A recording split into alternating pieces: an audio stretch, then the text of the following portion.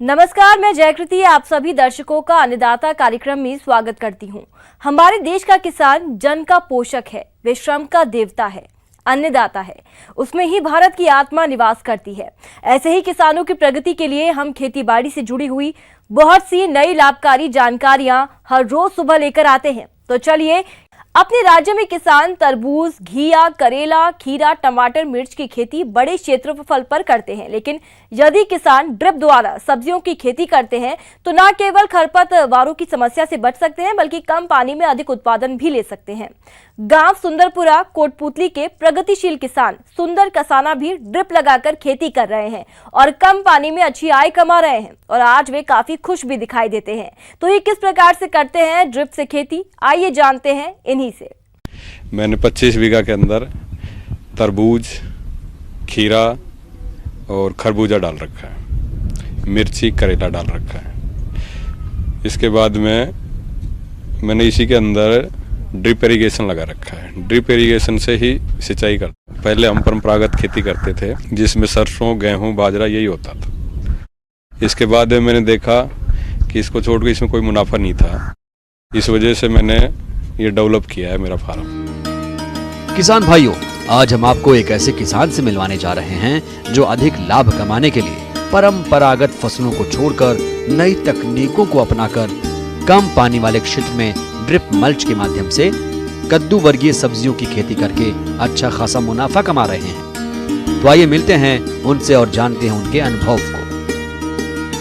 मैंने 17 बीघा में तरबूज लगा रखा है जिसमें सागर किंग, कृष्णा, मैक्स आदि वैरायटी लगा रखी हैं। लगभग 3 बीघा के अंदर मैंने खरबूजा लगाया, मुस्कान और कुंदन, रूचा, खीरा लगा रखा है। मैं तो यही कहता हूँ कि ड्रिप इरिगेशन लगा के खेती करें तो बहुत अच्छा मुनाफा होगा। ये किसान भाई खेत की अच्छी तरह से तैयारी करके खाद उर्वरक डालकर ड्रिप मल्चर लगाकर सब्जियों के बीजों की बुआई या तैयार पौधों की रोपाई करते हैं। पौधे उगने के बाद समय समय पर ड्रिप के माध्यम से सिंचाई करते हैं और मृदा परीक्षण रिपोर्ट के मुताबिक उर्वरकों का प्रयोग करते हैं जिससे फसल की अच्छी बढ़वार होती है। चूँकि ये किसान भाई मल्च लगाकर खेती करते हैं जिससे खेत में खरपतवारों की समस्या बहुत कम होती है और फसल की बढ़वार अच्छी होती है जिससे पैदावार भी ज्यादा मिलती है। ड्रिप इरिगेशन से मैं इसमें पूरा सिंचाई करता हूँ जिसमें पहले मेरे पास में 2 बोरिंग थी। 2 बोरिंग से मेरे पूरे 25 बीघा में पूर्ति नहीं होती थी। मैंने ड्रिप लगवा के अब 2 दिन के अंदर मैं पूरी खेती कवर कर लेता हूँ। 70% पानी की बचत है मेरे यहाँ पे। मैं तो यही कहता हूँ कि ड्रिप इरिगेशन लगा के खेती करें तो बहुत अच्छा मुनाफा होगा और इससे फायदा भी होगा, किसान को फायदा होगा, जल स्तर ऊंचा आएगा, वेस्टेज जो पानी जाता है वो बचेगा। अब एक नजर डालते हैं ये किसान भाई अच्छी पैदावार लेने के लिए फसलों का प्रबंध किस तरह से करते हैं और ड्रिप मल्च लगाने में उनको अनुदान कितना मिला और फसलों में इसका उपयोग कैसे करते हैं वह इस प्रकार से है। ये ड्रिप इरिगेशन से इस पे सबसे पहले तो जो 9 बीघा के आसपास मतलब सिंचित तो होनी चाहिए 5 बीघा और उससे नीचे यदि हो तो वो लघु सीमांत किसान आता है उसमें तो 50% इसका अनुदान है जिसमें मैंने 50% इसका अनुदान मिला है। जो पूरा 6 हेक्टेयर भूमि के अंदर मैंने पूरा कवर कर रखा है ड्रिप इरिगेशन। इसमें फ़ायदा ये है कि अपन जब मेडिसिन कुछ देते हैं जैविक तो यहीं से चला जाता है, इसमें कोई प्रॉब्लम नहीं है, पानी वेस्टेज नहीं जाता, खरपतवार नहीं होती, मतलब जहाँ पानी चाहिए वहीं पे पानी पहुँचता है। हाँ जी, ये अपन ने सीधा बोरिंग से कवर कर रखा है, इसको जोड़ रखा है। यहाँ से सीधा इधर आता है, ये हाइड्रो में आता है। ये एक वाल है जिससे पानी वापस नहीं आता है। इसके बाद में इसमें मिट्टी, बजरी जो कण है जो यहीं रुक जाते हैं। इसके बाद में सीधा ये फिल्टर है, इसमें पत्थर के कण या ऐसा जो बाहर वेस्टेज कुछ नहीं जाता। इसके बाद में अपन इधर दवाई दे देते हैं जो जैविक को देते हैं, इसको मैंचुरी बोलते हैं इसको। ये इससे ऊपर चढ़ा लेते हैं, ये इसका वाल है जो इसको अपन वैसे करते हैं तो ये वापस उठा लेता है। इस तरीके से ये ड्रिप सिस्टम काम करता है। किसान भाइयों, अभी तक आपने देखी खेतीबाड़ी से जुड़ी हुई कुछ उपयोगी जानकारियां। अब लेते हैं एक छोटा सा ब्रेक, जल्द ही लौटेंगे और कार्यक्रम में आगे भी है खेतीबाड़ी से जुड़ी महत्वपूर्ण जानकारियां, तो बने रहिए हमारे साथ।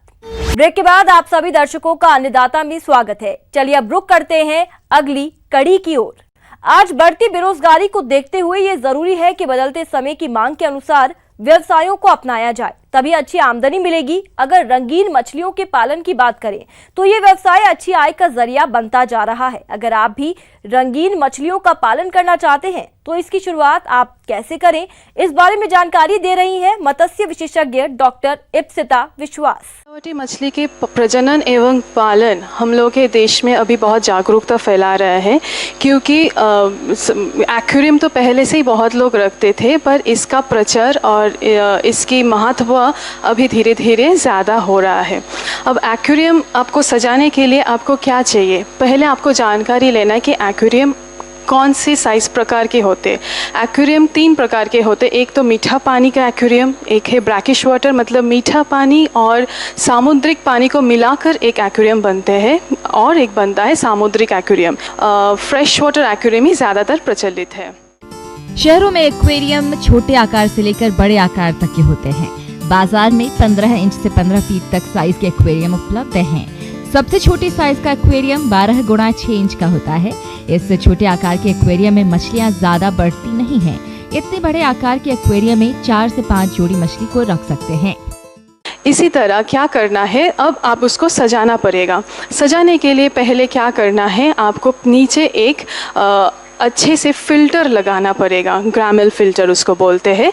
उसके ऊपर आप हर रंग बिरंगी ग्रेवल पीबल्स होते हैं, जैसे पत्थर, हर कलर की पत्थर होते हैं। वो 2 से 2.5 सेंटीमीटर, नहीं तो ज़्यादा से ज़्यादा 4 से 5 सेंटीमीटर के अलग अलग साइज़ का होते हैं। ये भी एक फ़िल्टर का काम करता है। तो पहले आप क्या करेंगे, थोड़ा बड़ा वाला पीबल्स रखेंगे, उसके ऊपर आप छोटा छोटा पत्थर डाल देंगे, और जितना कलरफुल आप बनाएंगे उतना वो प्राकृतिक के रूप लेगा।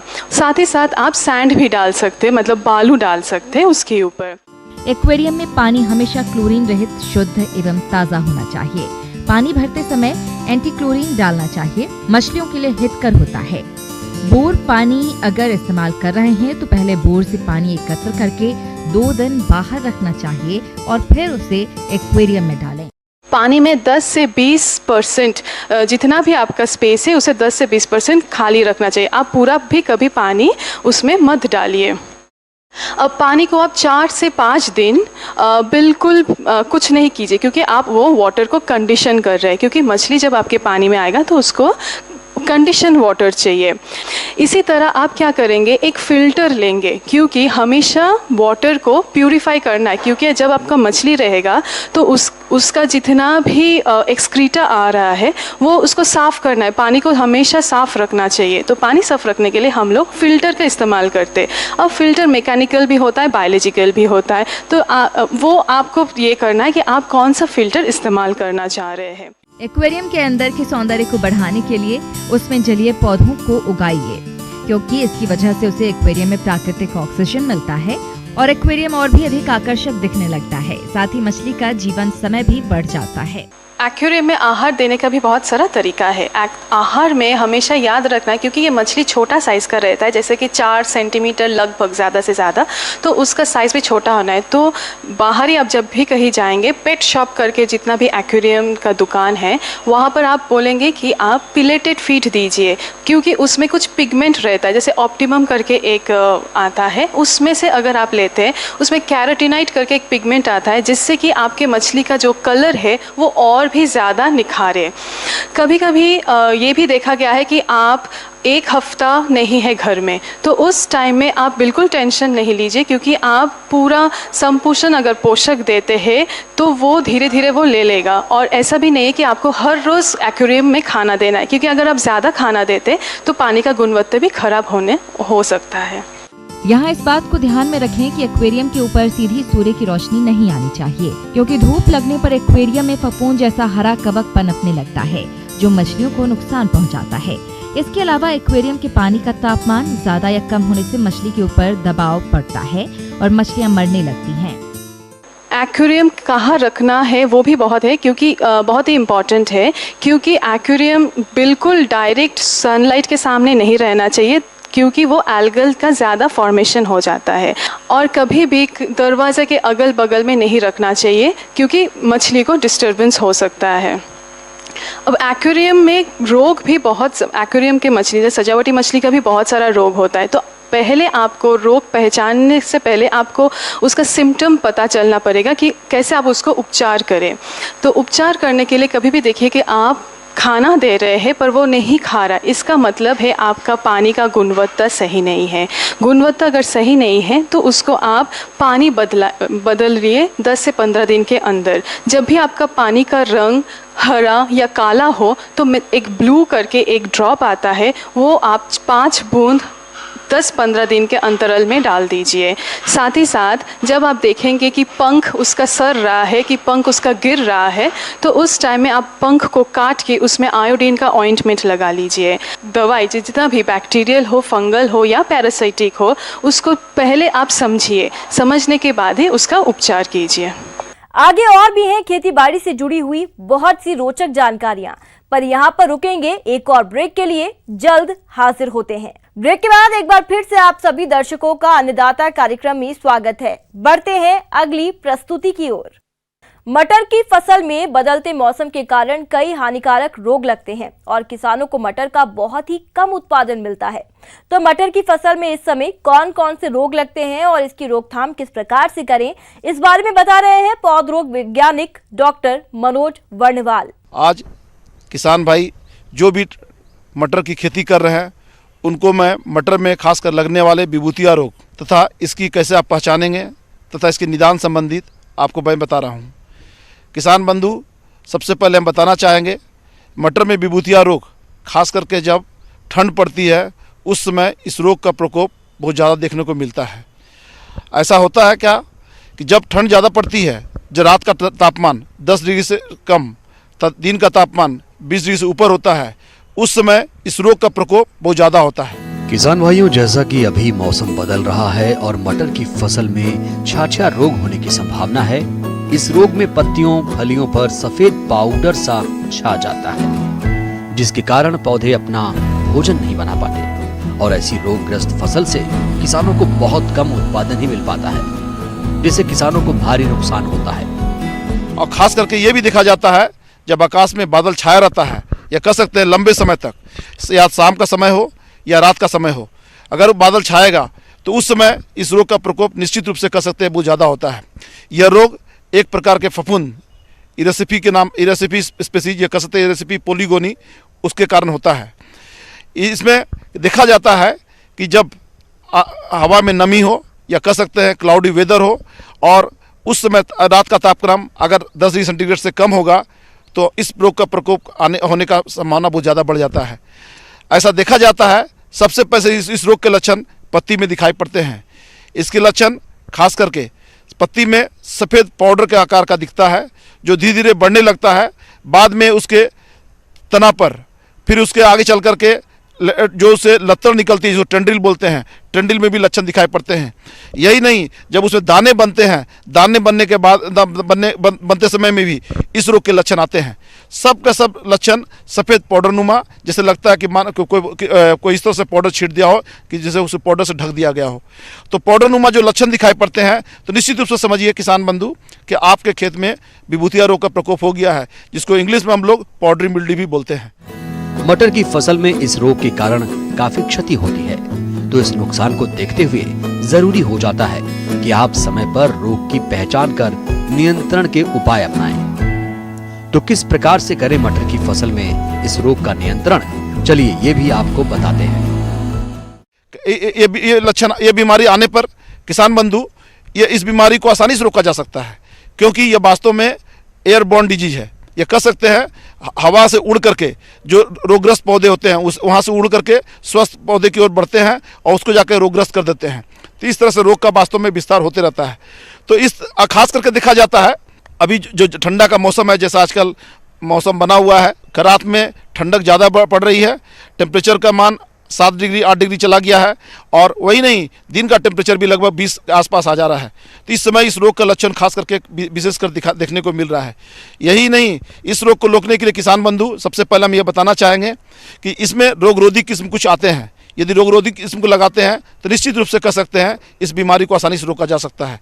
ये जैसे इसके लिए बहुत अच्छा है, एक रचना नाम की वैरायटी है जिसमें वास्तव में रोगरोधी क्षमता है उस वैरायटी को लगाने पर इस बीमारी का प्रकोप नहीं होता है।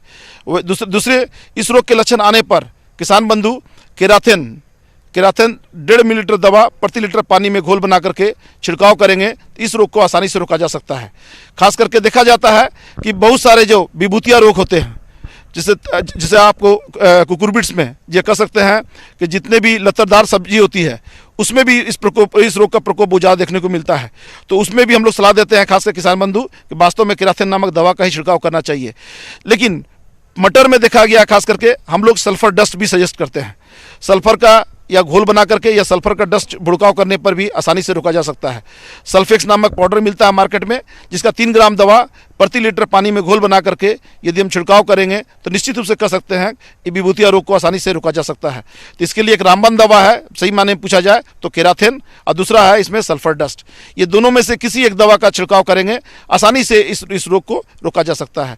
तो मेरी इस बात को यदि ध्यान रखेंगे तो निश्चित रूप से किसान बंधु आपको ज़्यादा से ज़्यादा उपज मिलेगा।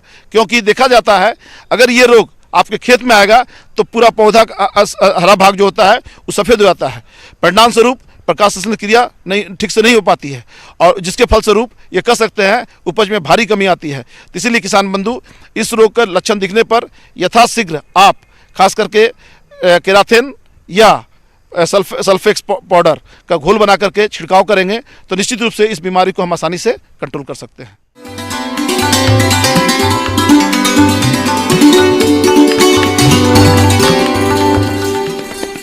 अन्नदाता हेल्पलाइन निशुल्क फोन संपर्क सेवा के माध्यम से आपके द्वारा पूछे गए प्रश्नों में से 1 या 2 महत्वपूर्ण प्रश्न को हम अपने कार्यक्रम में शामिल करते हैं। इसी के तहत आज का चयनित प्रश्न और उसका जवाब इस प्रकार है। अन्नदाता निशुल्क फोन संपर्क सेवा के माध्यम से कार्यक्रम में आज जो प्रश्न हमने शामिल किया है उसे पूछा है गांव धोबलाई, जिला जयपुर से रतनलाल जी ने। आप पशुओं में होने वाली जेर न डालने की समस्या के निदान पर जानकारी चाहते हैं तो रतनलाल जी आपकी जानकारी के लिए देखिए कार्यक्रम का यह अंश। पशुपालक भाइयों, आज अपन चर्चा करेंगे जानवर पे जेर डालने पे। जेर डालने का एक निश्चित टाइम होता है और उस टाइम के अंदर यदि मान लो जेर रिमूव नहीं होती है तो इसको अपन आरओपी बोलते हैं, रिटेंशन ऑफ प्लेसेंटा के नाम से इसको जाना जाता है। और जब भी जानवर यदि मान लो पार्चुरेट होता है, ब्याएगा, तो वो कुछ निश्चित समय के बाद में उसकी जेर को डालने का टाइम होता है और वो जेर को डालता है। उसको कई बार इसको मैली भी बोलते हैं। और इसको जब भी अपन जानवर पशु का पार्चुरेशन होता है उसके कुछ समय के बाद में ये अपने हिसाब से अपनी जगह यूट्रस के अंदर से रिमूव होने लगती है, अपने आप से होते ही रिमूव होने लगती है और धीरे धीरे ये बाहर की तरफ आने लगती है। तो कई बार क्या होता है कि जानवर में ये प्लेसेंटा या ये जेर की जो इसको बोलते हैं ये समय रहते बाहर नहीं आती है, तो इसको अपन रिटेंशन ऑफ प्लेसेंटा के नाम से जानते हैं। कि जैसे मान लो इसमें जानवर ने यदि जेर नहीं डाली तो अपने को पशु चिकित्सक से संपर्क करना चाहिए और समय रहते इसको रिमूव करवाना चाहिए। अब इसमें कई बार क्या होता है कि प्लेसेंटा जो होता है यदि मान लो जानवर ने रिपेल कर दी है या डाल दी है, वो तो एक अलग कंडीशन होती है। अब अपन ने रिमूव किया है, मैनुअली इसको रिमूव किया है या हाथ से अपन ने किसी जानवर की जेर निकाली है, तो इस कंडीशन के अंदर उसका 100% पोर्शन जो होता है प्लेसेंटा का वो बाहर रिमूव नहीं हो पाता है। तो वो जो बचा हुआ रिमेनिंग पार्ट ऑफ प्लेसेंटा है वो यूट्रस में या बच्चादानी के अंदर इन्फेक्शन सेटअप करता है और वहाँ पे से 2-3 दिन बाद जानवर जो है वहाँ से पस जो एक तरह से निकलती है बाहर वो डालता है, वो बदबूदार पस डालता है। उससे क्या होता है कि जानवर का टेम्परेचर भी राइज हो जाता है, जानवर के अंदर खाने पीने की जो कैपेसिटी है वो भी कम हो जाती है, दूध प्रोडक्शन का जो मात्रा है वो भी बिल्कुल कम हो जाती है और जानवर बेचैन और परेशान रहता है। तो ऐसी कंडीशन में जब अपन प्लेसेंटा को रिमूव करते हैं तो उसमें कुछ अच्छी एंटीबायोटिक और कुछ इक्बोलिक्स भी और कुछ ऐसी चीज़ें जो टैबलेट्स वगैरह जो उसके अंदर रखते हैं, ये सारी चीज़ें मैनेज करने के बाद भी इसमें इन्फेक्शन सेटअप होने के चांसेस ज़्यादा रहते हैं। तो अपने को अधिकांश तो ये देखना चाहिए कि भाई उसका थोड़ा वेट एंड वॉच करना चाहिए। जैसे भी उसका समय जानवर का जेर डालने का टाइम है तो हर जानवर में जनरली अपन देखते हैं कि भैंस और गाय में जो इसका टाइम है वो है 4 से 6 घंटे के बीच का। 4 से 6 घंटे के बीच भी यदि टाइम है तो अपन उसको अपने हिसाब से भी यदि 2 घंटे या 2-4 घंटे और वेट एंड वॉच कर सकते हैं। ये नहीं है कि भाई 4 और 6 घंटे हो गए तो अब अपने को इसको हटाना ही है। आराम से इसको देखें। उसके बाद भी यदि मान लो ये रिपेयर नहीं होती है, रिमूव नहीं होती है, तो इसको मैनुअली रिमूव करवानी चाहिए। योग्य चिकित्सक से संपर्क करना चाहिए, जो भी इसका ट्रीटमेंट है वो लेना चाहिए। और इसके बाद में यदि मान लो अपन ने प्लेसेंटा हटवा भी ली मैनुअली, तो उसके अंदर मेट्राइटिस नाम की एक जो बीमारी है, मेट्राइटिस और एंडोमेट्राइटिस, ये बिल्कुल ये निश्चित मान के अपन चलते हैं कि यदि मान लो जेर को मैनुअली रिमूव किया गया है तो मेट्राइटिस और एंडोमेट्राइटिस होना स्वाभाविक है और ये कंडीशन उसमें होगी।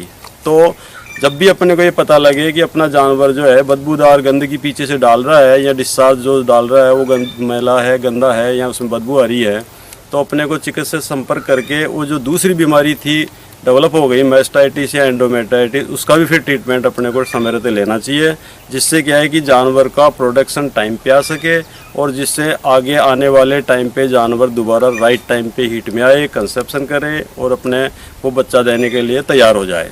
तो ये सारी चीज़ें जो है प्लेसेंटा से संबंधित रोग, प्लेसेंटा से संबंधित निवारण है। और जब भी जानवर यदि प्लेसेंटा टाइम टू टाइम यदि डालता नहीं है तो अपने को इन सारी कंडीशनों का ही अपने को सामना करना पड़ता है। पशु द्वारा समय पर जेर नहीं गिराने के कारण पशुपालकों को चाहिए कि समय रहते पशु की जेर गिराने के लिए योग्य पशु चिकित्सक से इलाज करवाएं, ताकि पशुपालकों के सामने किसी प्रकार की समस्या न आए और इसे होने वाली हानि से बचा जा सके और पशुओं से अधिक दूध उत्पादन लिया जा सके। तो अपन पहले तो ये देखते हैं कि भाई ये जो प्लेसेंटा है ये उसमें रिपेल हो जाए या अपने आप वो जेर डाल दे, तो इस कंडीशन के लिए अपने को क्या करना चाहिए। तो इसको प्रिकॉशन के मेजर के हिसाब से अपन देखें तो जानवर को समय रहते मिनरल मिक्सर है, डिवॉर्मिंग है, कैल्शियम है, फास्फोरस है और जितने भी उसको टॉनिक टाइप जो अपन ब्लड की कमी पूर्ति करते हैं, ये सब चीज़ें हैं उसकी प्रेगनेंसी टाइम में, उसके गर्भधारण के टाइम में यदि पशु को दिया जाएगा तो ये रिटेंशन और प्लेसेंटा वाली जो समस्या है, जेर नहीं डालने वाली समस्या है, इससे काफ़ी हद तक अपन इसमें निवारण पा सकते हैं। और जो आर्थिक हानि अपने को रिटेंशन और प्लेसेंटा के बाद में या जेर रुकने के बाद होती है, उनसे बचा जा सकता है और पशुपालक को अधिक से अधिक इससे लाभ मिल सकता है। तो ये पशुपालक भाइयों के लिए ये सब ध्यान रखने की बातें हैं और जिससे कि उनको अधिक से अधिक प्रोडक्शन मिल सके। अब आइए देखते हैं कल दिखाए जाने वाले कार्यक्रम की मुख्य झलकियां। गेहूं की फसल में इस समय किए जाने वाले जरूरी कार्य। अब बिना मिट्टी के भी उगा सकेंगे सब्जियां।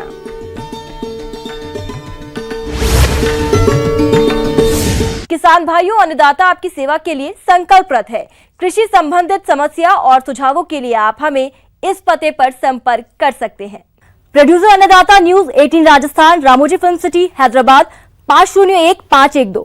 साथ ही आप हमें ईमेल भी कर सकते हैं। हमारा ईमेल है p18annadatarajasthan@nw18.com। इसके अतिरिक्त आप हमें निःशुल्क हेल्पलाइन नंबर 1800419215 पर सोमवार से शनिवार सुबह 10 से